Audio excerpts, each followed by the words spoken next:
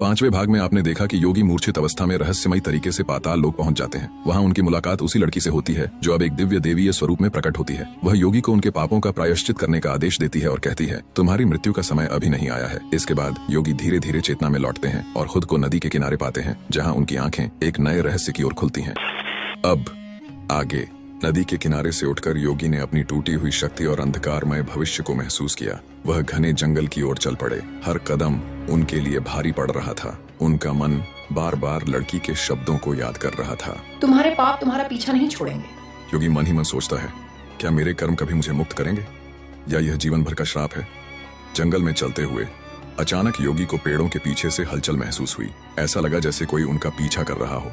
वह रुके पर पीछे मुड़ने की हिम्मत नहीं कर पाए। अचानक एक गहरी आवाज गूंजती है, पराशर, तुम्हें लगता है कि तुम इस जंगल से बच सकते हो? योगी डरते हुए चारों ओर देखते हुए कहता है, कौन हो तुम? सामने आओ। आवाज का जवाब नहीं आया, लेकिन अचानक एक बूढ़ा साधु हाथ में लकड़ी का डंडा लिए योगी के सामने प्रकट हुआ।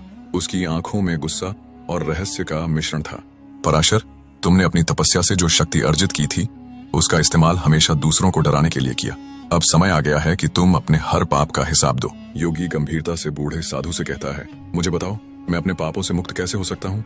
मैं प्रायश्चित करना चाहता हूँ। बूढ़ा साधु कहता है, प्रायश्चित आसान नहीं होगा पराशर। तुम्हें 7 कष्ट सहने होंगे। हर कष्ट तुम्हें तुम्हारे किसी पाप की सजा देगा। साधु की बात सुनते ही योगी के मन में डर और जिज्ञासा का भाव उत्पन्न हुआ, लेकिन वह तैयार थे।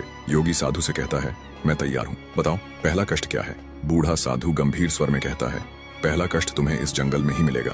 इस जंगल में एक राक्षसी है जिसे तुमने सालों पहले श्राप देकर पत्थर में बदल दिया था। वह अब जाग चुकी है और उसका क्रोध तुम्हें सहना होगा।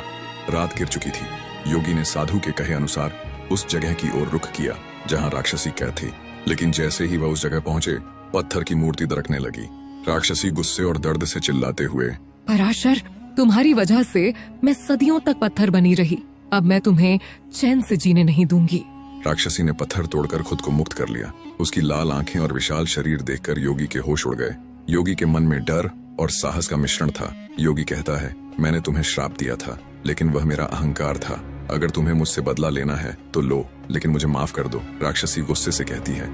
राक्षसी ने पूरे जंगल को अपनी शक्ति से हिला दिया। पेड़ गिरने लगे, जानवर डर के मारे भागने लगे और योगी पराशर को अपनी जान बचाने के लिए भागना पड़ा। योगी को एहसास हो गया कि केवल भागने से वह बच नहीं सकते।